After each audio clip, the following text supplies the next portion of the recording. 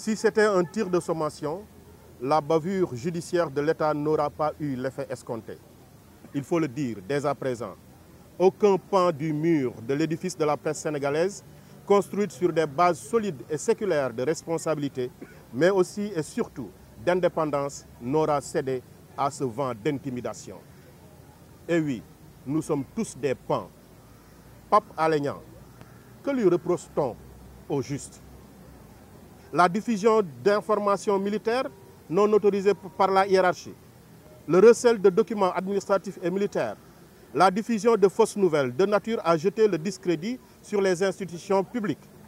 Quel drôle d'infraction retenue contre un journaliste imbu du sens de professionnalisme et des valeurs d'éthique, me dira-t-on. En réalité, notre confrère, pétri d'abnégation et de niaque, est victime tout simplement d'acharnement.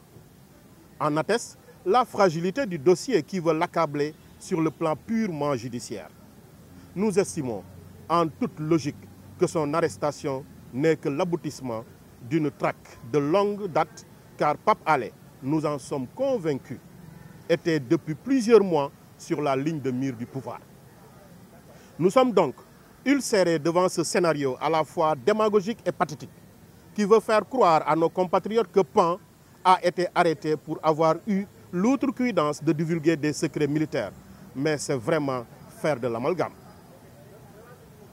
En traquant et en arrêtant Pape Alé Niang, le pouvoir n'avait qu'un seul objectif, faire taire notre brillant confrère. Car, comme on peut le constater, dans ce dossier, il y a plus qu'une somme de subjectivité que des infractions visées. Cet acharnement, hélas, est une menace réelle pour la profession de journaliste, brandie par le pouvoir en place.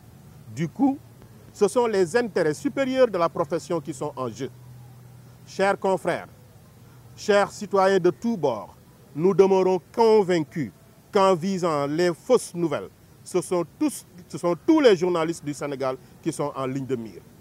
C'est donc le droit pour un journalisme libre et respectable qui est en jeu.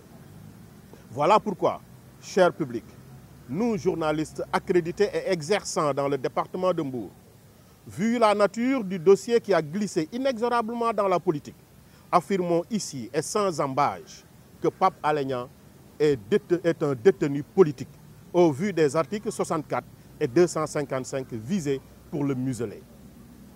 Par conséquent, attachés au principe de l'indépendance de la presse, que nous sommes et convaincus encore de la respectabilité de notre système judiciaire, nous exigeons purement et simplement que notre confrère, injustement maintenu dans les liens de la détention depuis 12 jours maintenant, soit bonnement libéré et relaxé de toute poursuite. Il faut le dire, depuis 12 jours, c'est toute la presse sénégalaise, à travers Pape Alé Niang, qui s'est sentie embastillée. Mais c'est également toute une corporation qui s'est donné la main pour faire face au monstre. Nous sommes tous pans. Free Pape Alé Niang. Le monstre est toujours là. Faisons face.